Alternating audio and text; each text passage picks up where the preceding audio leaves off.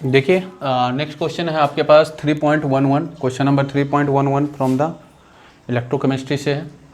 देखिए क्या क्वेश्चन क्या कर रहा है, द कंडक्टिविटी ऑफ 0.0241 कॉन्सेंट्रेशन है ऑफ किसका, तो एसिटिक एसिड।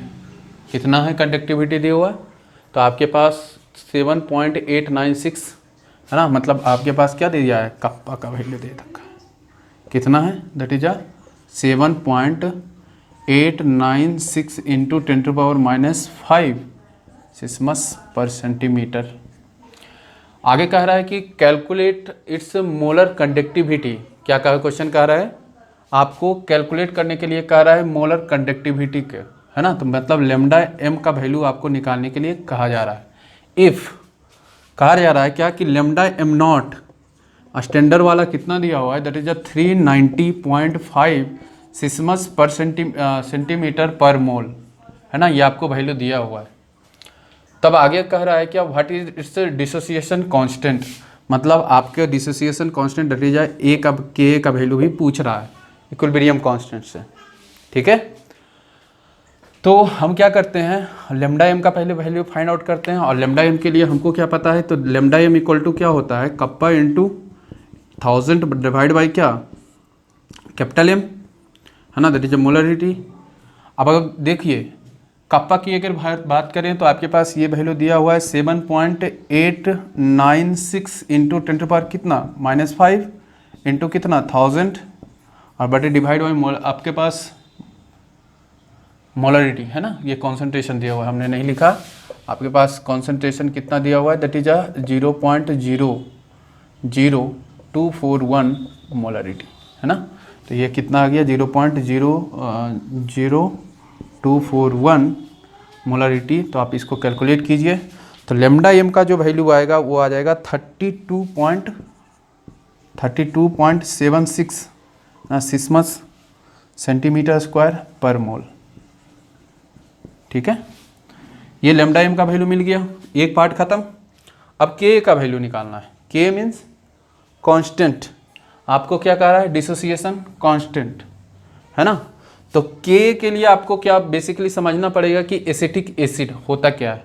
तो एसिटिक एसिड का अगर फॉर्मूला की बात करें तो एसिटिक एसिड क्या होता है, CH3COOH, CH3COOH।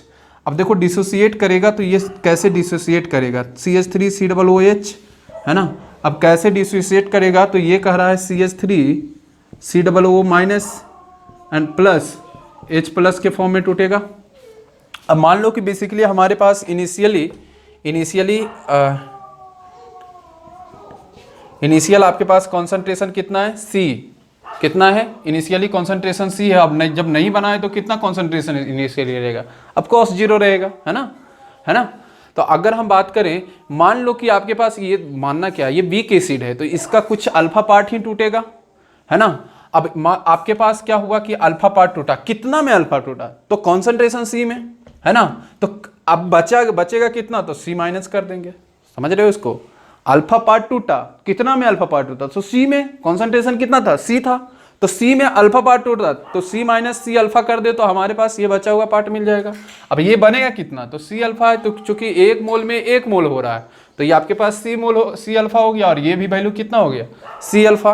तो अब यहाँ से K का वैल्यू निकाल सकते हो क्या, तो देखो K क्या होता है, बेसिकली आपका प्रोडक्ट होता है, concentration of product that is C alpha into क्या होगा, C अल्फा, है ना, और डिवाइड बाई क्या, रिएक्टेंट दैट इज क्या है, तो C माइनस C अल्फा, है ना। अब देखो हम यहाँ कैलकुलेट करके क्या कर रहे हैं, तो C अल्फा, C का स्क्वायर अल्फा का स्क्वायर बटे क्या, तो C माइनस C को आप कर क्या करो, कॉमन ले लो, तो क्या हो गया 1 माइनस अल्फा, तो आपके पास C और C क्या हुआ, कैंसिल हो गया, ठीक है। तो क्या आ गया निकल के, C अल्फा स्क्वायर बटे क्या 1 माइनस अल्फा, ये किसका है, के का। अब सबसे बड़ा डील है कि कॉन्सेंट्रेशन तो सर पता है मोलरिटी के फॉर्म में। अब देखो आपके पास सबसे बड़ा फंडा आ गया कि अल्फा कैसे निकालें, तो अल्फा के लिए आपको पता होना चाहिए, अगर आप थ्योरी पढ़े होंगे तो अल्फा के लिए क्या होता है, दैट इज है ना, लेमडा एम बटे क्या होता है, लेमडा एम नॉट स्टैंडर्ड, ये अल्फा का वैल्यू देता है ना।